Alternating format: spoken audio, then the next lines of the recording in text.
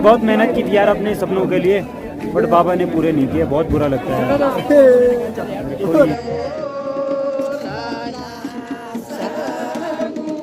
यह है भीमपुल, और ऐसा कहते हैं कि जब पांडव स्वर्ग की ओर जा रहे थे तो माँ सरस्वती उनका रास्ता रोक रही थी। रचना यहीं पे की थी। महाभारत को लिखने के लिए वेद व्यास जी के पास समय कम था, द्वापर का अंतिम समय था। गुड इवनिंग दोस्तों, राधे राधे, जय हो बद्री विशाल लाल की जय। अभी हम सभी लोग जा रहे हैं माना गांव की ओर। कल रात हम आगे थे बद्रीनाथ धाम में, पूरा एक दिन रेस्ट किया। अब जा रहे हैं हम माना गांव की ओर, जो कि पहले भारत का लास्ट गांव हुआ करता था, लेकिन अब हो गया प्रथम गांव। तो चलें योद्धा भाई, ये बहुत सरदर्द आदमी है भाई, ये है मोटा कमांडो। इधर है मेरा छोटा भाई सुमित, चलें सुमित। तो हम लोग बस अड्डे पे पहुंच गए हैं, पेट्रोल भी भरवा दिया है। बाकी यहाँ पे देखो भाई, यात्रा काफ़ी ठीक ठाक चल रही है, क्योंकि यहाँ पैदल ट्रैक नहीं है। जो भी आता है तो बस से उतरता है और 1 किलोमीटर बाद सीधे बद्रीनाथ धाम पड़ता है। सुमित बहुत पतला हो गया यार मेरे साथ ट्रैक पे, खाना बहुत कम खा रहा है क्योंकि फास्ट फूड कम खाता है। अले रे सब भाई, क्या हाल है? ठीक ठाक, बीच प्रणाम। ठीक है ना? अभी हो गया आपके कितने धाम है? 4 धाम हो गए। अच्छा, बद्रीनाथ धाम से माणा गांव की दूरी है ओनली 4 किलोमीटर। अभी मैं काफ़ी ब्यूटीफुल सी लोकेशन पे खड़ा हूँ, आसपास के नज़ारे काफ़ी गजब के दिखाई दे रहे हैं। मेरे ठीक पीछे बद्रीनाथ धाम दिखाई दे रहा है, और जो नदी है नीचे, यह है अलकनंदा नदी। जो बद्रीनाथ से आती है वो है अलकनंदा नदी, जो आती है केदारनाथ से वो है मंदाकिनी नदी। दोनों का मिलन होता है रुद्रप्रयाग में, आगे जाके वो अलकनंदा ही कहलाती है। फिर जो उत्तरकाशी से भगीरथी नदी आ रही है, उसका और अलकनंदा का मिलन होता है देवप्रयाग में, फिर जाके गंगा नदी बनती है। साल पहली बार ऐसा हुआ कि मैं बद्रीनाथ आया और बर्फ़ ही नहीं दिखाई दे रही है, वरना ये वाले पहाड़ हमेशा बर्फ़ से जमे रहते हैं। इसके ठीक पीछे बोलते हैं कि केदारनाथ धाम है। जो ये वाला पहाड़ है ना, ये केदारनाथ से भी दिखाई देता है, और यहाँ अभी भी बर्फ़ है देखो भाई, और धूप भी है वहाँ। ये दोस्तों, ये रहा बद्रीनाथ धाम, वहाँ से हम काफ़ी ज़्यादा दूर हैं, और क्या ही मस्त नज़ारे दिखाई दे रहे हैं। ठीक सामने ये वाटरफॉल देखो, क्या ही गजब का लग रहा है भाई। अलकनंदा नदी के ठीक बगल में बना हुआ है हेलीपैड, जो कि इमरजेंसी के लिए यूज़ किया जाता है। केदारनाथ धाम में पैदल ट्रैक है, इस वजह से वहाँ हेलीकॉप्टर से भी बहुत ज़्यादा आते हैं। यहाँ पे हेलीकॉप्टर बहुत कम चलते हैं, नाम मात्र के हिसाब से यहाँ पे, क्योंकि गाड़ी यहीं तक पहुँचती है बद्रीनाथ धाम तक, पैदल ट्रैक बिल्कुल भी नहीं है। सुमित और मुझे यात्रा पे 14-15 दिन से ज़्यादा का समय हो गया है। अब बहुत थक गया होगा, क्योंकि इसकी शक्ल देख के ही मुझे ऐसा लग रहा है कि बहुत पतला होता जा रहा है। बट कोई नहीं यार, चारों धामों के दर्शन हो गए, और क्या चाहिए।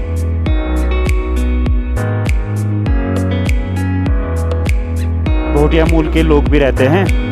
सो धीरे धीरे इस साइड माणा गांव भी दिखने लग गया, आप यहाँ पैदल भी आ सकते हो, बिल्कुल मस्त रोड है। तो अभी हम उस बोर्ड के पास पहुँच चुके हैं, जहाँ पहले इंडियन लास्ट विलेज लिखा रहता था, लेकिन अब हो गया इंडियन फर्स्ट विलेज माणा। यहाँ पे जंप करने वाला भी है, जिसमें एकदम आदमी ऊपर जाता है। Rocket ejector. रॉकेट जेक्ट इजेक्टर जाएगा?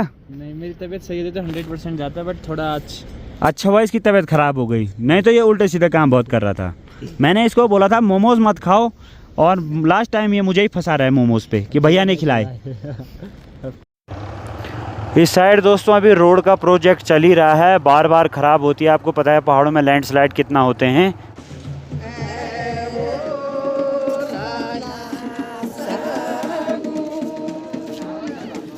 शाम के 6 बज गए हैं, पहुंच चुके हैं माणा गांव में। यहाँ पे हमें साहिल भाई मिले हैं, जो कि हमारे इंस्टाग्राम मित्र हैं, और हम ऐसे खुशकिस्मत हैं, इतने बढ़िया टाइम पे पहुँचे कि यहाँ पे माता रानी के दर्शन भी हो जाएंगे। माता रानी की डोली भी आ रही है, माता रानी की डोली आ रखी है डिस्ट्रिक्ट टिहरी से। भाई भी माता रानी की डोली के साथ है, मतलब देखो भाई, गाँव का पहाड़ी पहनावा, पहाड़ी लोग, और यहाँ से प्रवेश द्वार भी शुरू होता है। और हमें मिले हैं यहाँ पे माणा गांव के अभिषेक भाई, तो अभिषेक भाई के साथ चलेंगे हम घूमने। यहाँ बहुत सारी जगह हैं, वेद व्यास गुफा, गणेश गुफा, विज्ञान धाम। तो चलिए भाई चलते हैं, यहाँ पे गेट भी लगा हुआ है। तो ये रहा मेरे पीछे खूबसूरत सा माणा गांव। यहाँ के लोग 6 महीने यहीं रहते हैं, और 6 महीने ऑफ सीजन में रहते हैं गोपेश्वर या देहरादून। ऑन सीजन में यहाँ आ जाते हैं, क्योंकि उस टाइम यहाँ पे बर्फ़बारी कम रहती है। ऑफ सीजन में तो यहाँ पूरा गाँव बर्फ़ से भरा रहता है। मैं आपको यहाँ पे एक यूनिक चीज़ दिखाता हूँ, भेड़ की खाल। ये देखो भाई, यहाँ पे है भेड़ की ऊन। यहाँ पे आप जो भी कपड़े लोगे ना, जैसे टोपी या स्वेटर, तो वो उसी से बनाई जाती है। ये देखिए भाई, यही प्रणाम, ठीक हो? दीदी जी रहती हैं गोपेश्वर, और इन्होंने मेरी आवाज़ से मुझे पहचान लिया। हमारे ब्लॉग्स देखते रहते हैं। हाँ, रोज देखते हैं। कब आए आप यहाँ? हम तो यहाँ 6 महीने ही रहते। मतलब इस सीज़न कब आए? इस सीज़न में आ गए थे हम अप्रैल लास्ट में। 6 महीने दोस्तों यहाँ बहुत बर्फ़ पड़ती है, उस टाइम चले जाते हैं गोपेश्वर। हाँ। और इस बार सीज़न भी डाउन है, पर धीरे आप लोग धीरे का आप एक बहन आएंगे। नहीं है? हाँ, छोटी हाँ, बुली उसको साक्षी। साक्षी है। साल बाद हमारे है, में 2 साल बाद। बहुत देखते, कभी तो मोल सारता, कभी जंगल जाता, कभी तुम आम लाने जा रहे नीचे। आम तो बहुत होते हैं हमारे यहाँ। आपकी मम्मी भी बहुत अच्छी है। बहुत बहुत धन्यवाद हैं। ठीक है दीदी जी, बाय, तब मिलेंगे। अभी हम और माणा गांव घूमते हैं।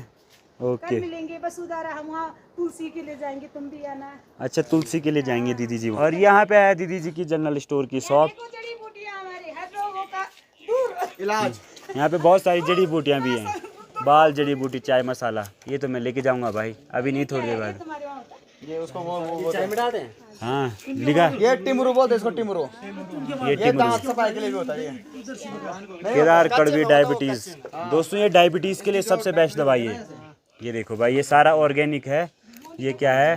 पत्थर चटा पत्थर की दवाई। आज लो, मेरी तरफ से तुमको लो। ना, अरे नहीं नहीं नहीं, ऐसा ठीक नहीं है। ऐसा तो जंगल नहीं रे। अरे नहीं, कोई बात नहीं।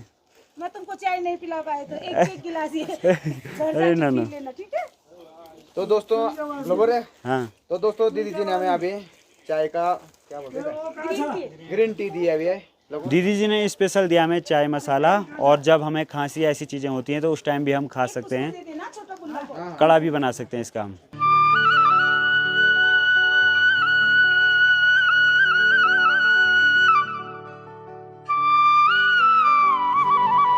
अभी दोस्तों पहुंच चुके हैं हम घंटाकर्ण देव के मंदिर में।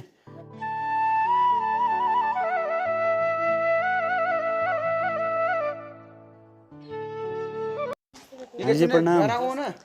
ये हैं दोस्तों ऊन, देखो भाई, ये हैं भेड़ के ऊन। इनसे ही टोपियां बनाई जाती है। तो पहुंच चुके हैं घंटाकर्ण महावीर के मंदिर में। आप सभी पे भगवान जी की कृपा बनी रहे, आप सभी के सारे काम सफल हो। बाकी इनको यहाँ के क्षेत्र के देवता माना जाता है, क्षेत्रपाल देवता माना जाता है और इष्ट देवता भी माना जाता है। जो आप ये देख रहे हो, ये है हवन कुंड। ये हर 12 साल बाद खुलता है, जब भी यहाँ पे यज्ञ होता है, यज्ञ होती है। तो देखो भाई, अब ये 12 साल बाद फिर खुलेगा। अभिषेक भाई का बहुत बहुत धन्यवाद। अभिषेक भाई के साथ मस्त करके घूम रहे हम। और अभिषेक भाई रहने वाले हैं गोपेश्वर के। दोस्तों इस साइड देखिए भाई, यहाँ पे काफ़ी सारी सब्जियां लगा रखी हैं गांव वालों ने। इस साइड शायद फूल गोभी है, ये है बंद गोभी। यहाँ से ठीक सामने एक मंदिर पड़ता है माता मूर्ति का, जिनको घंटाकर्ण और बद्री विशाल की माता कहा जाता है। और 15 सितंबर को बद्री विशाल की डोली यहीं पे आएगी। ये देखिए दोस्तों, काफ़ी ब्यूटीफुल लोकेशन है। अब चलते हैं हम आगे की ओर। अब कौन सी जगह जाएंगे हम अभिषेक भाई? यहाँ से सीधे गणेश गुफा। आप जाएंगे हम गणेश गुफा।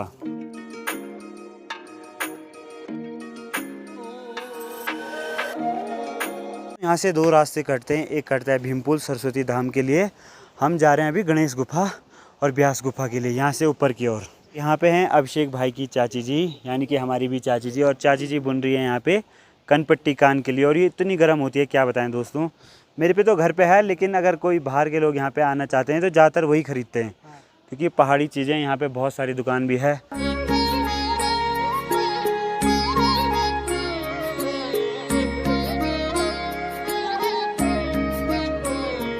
यहाँ पर जब महर्षि वेद व्यास जी ने महाभारत की रचना कर ली, तो ब्रह्मा जी के प्रेरणा से उन्होंने गणेश जी का आह्वान किया और गणेश जी से प्रार्थना की कि हमारे द्वारा रचित ग्रंथ का लेखक बनिए। तो गणेश जी ने कहा ठीक है, अगर मेरी लेखनी बीच में न रुके तो मैं लेखक बनने के लिए तैयार हूँ। तो व्यास जी ने भी कहा आप बिना सोचे समझे मत लिखिए, कुछ भी मत लिखिएगा। जब उनका लेखन कार्य शुरू होने लग गया तो बीच में सरस्वती माता प्रकट हो गई विकराल रूप में और बहुत आवाज़ करते हुए उनका ध्यान भंग होने लगा। तो उनको पहले शांत करने के लिए मनाने लगे। उसके बाद जब नहीं मानी तो उनको श्राप दे दिया गुप्त होने का, और यहीं से वो गुप्त होकर के गुप्त रूप से ही बहती हुई इलाहाबाद में भी दर्शन देती है। दोस्तों अगर आपको बढ़िया से स्टोरी के बारे में जानना है तो आप वीडियो रोक के यहाँ पे देख सकते हो। यहाँ पे पूरी स्टोरी लिखी हुई है।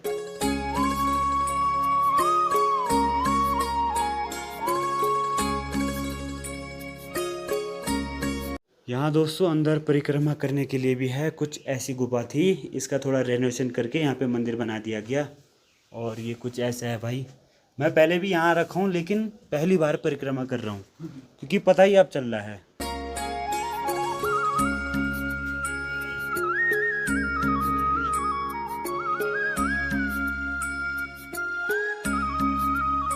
सो गणेश गुफा में बढ़िया से दर्शन कर लिए हैं। अब चलते हैं वेद व्यास गुफा में, जो कि वहाँ से 200 मीटर की दूरी पर स्थित है।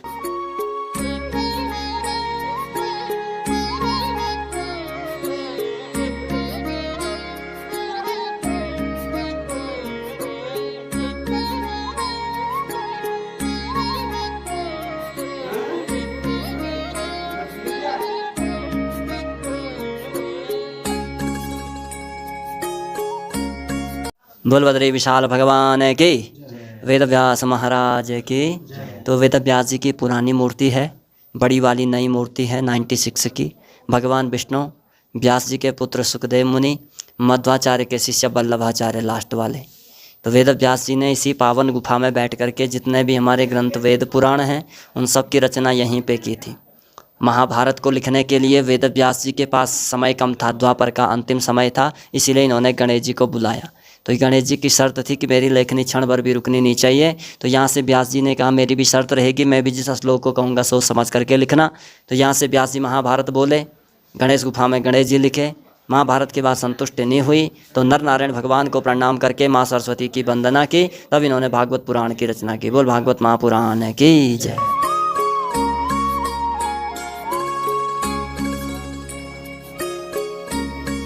बढ़िया से हमारे दर्शन हो गए, आप सभी को भी करा दिए हैं। बाकी पंडित जी ने यहाँ के बारे में आपको बता ही दिया है। आप सभी पे भी भगवान की कृपा बनी रहे, सारे काम आपके सफल हो।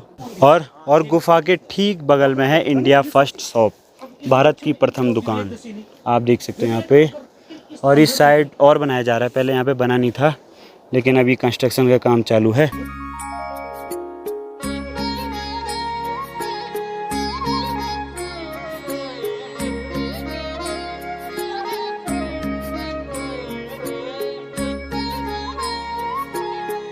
गणेश गुफा और व्यास गुफा के बढ़िया से दर्शन हो गए हैं। अब जा रहे हैं हम भीमपुल और सरस्वती मंदिर में। तो पहुंच चुके हैं सरस्वती मंदिर में, ठीक बगल में बहती है सरस्वती नदी। आप सभी पे भी माँ सरस्वती की कृपा बनी रहे, आप सभी के बच्चे पढ़ने में तेज हो। बाकी यहाँ से निकलती है नदी और थोड़ा आगे जाते ही विलुप्त हो जाती है।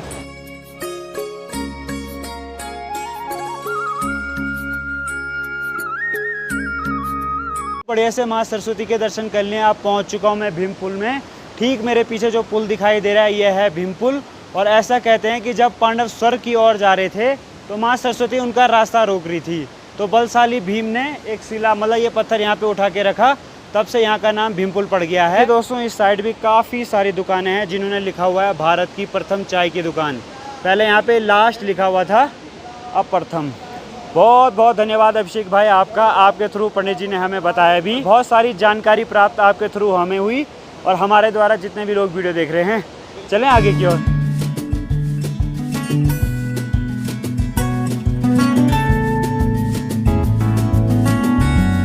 तो अभी रूम पे पहुंच चुका हूं मैं और सुमित जा रहे हैं दर्शन करने के लिए। भाई लोग जाएंगे सुबह 4 बजे दर्शन करने के लिए और मैंने उस टाइम वीडियो एडिटिंग करनी है, तो आप सभी को भी दर्शन कराते हैं बद्री विशाल के।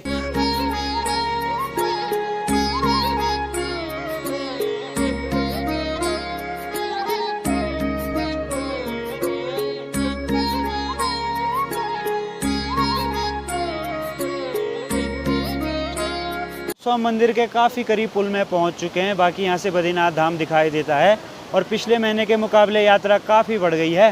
केदारनाथ में भी बहुत ज़्यादा श्रद्धालु आ रहे हैं, बद्रीनाथ धाम में भी। बाकी गंगोत्री और यमुनोत्री में भी काफ़ी ज़्यादा है। गंगोत्री धाम में जब गौमुख का ट्रैक खुलेगा तो उसके बाद वहाँ पे कुछ ज़्यादा ही भीड़ हो जाती है।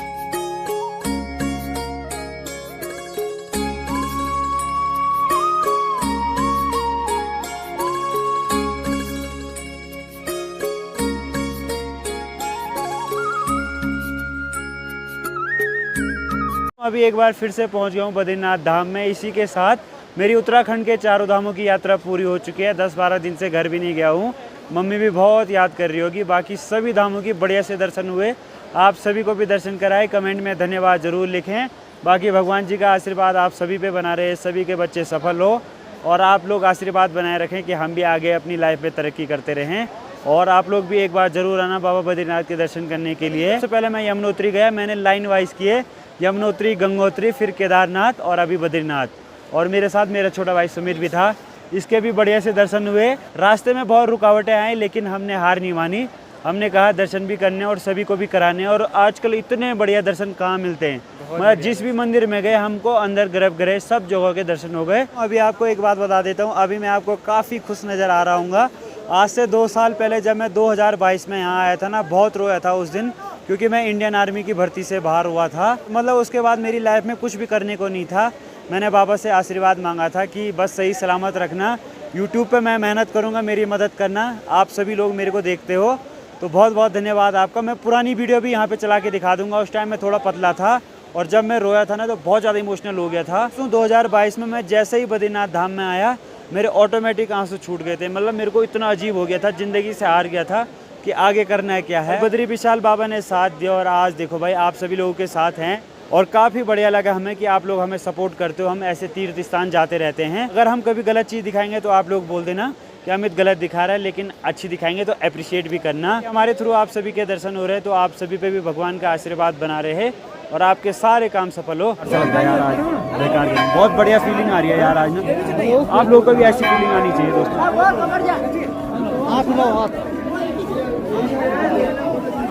हमारे कब होंगे यार, बहुत से सपने हैं यार बाबा, कब होंगे पूरे यार, प्लीज़ पूरे कर दो। बाकी बहुत मेहनत की थी यार अपने सपनों के लिए, बट बाबा ने पूरे नहीं किए। बहुत बुरा लगता है। मैं भर्ती होने की कितनी यार 2 साल कैंप में गुजारे, मेहनत नहीं की होगी यार, मेहनत की थी कैंप में गुजार के यार।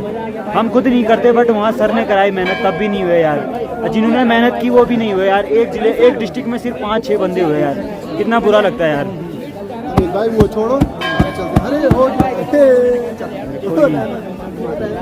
और आप देख सकते हो यार, क्या बताएं यार, बहुत दिल से बहुत धक्का लगता है यार। मतलब जब आदमी ना किसी चीज़ के लिए मेहनत करता है फिर उसमें पीछे रह जाता है तो बुरा लगेगा यार।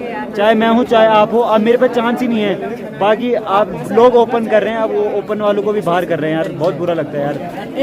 बाकी तो आप लोग अगर यूट्यूब पे अगर हमारे साथ ऐसे ही रहेंगे तो बहुत आगे जाना है यार हमने। आज के लिए इतना ही दोस्तों, बाकी बद्री विशाल की कृपा सभी पे बनी रहे, हम पे भी बनी रहे। बाकी बाय दोस्तों।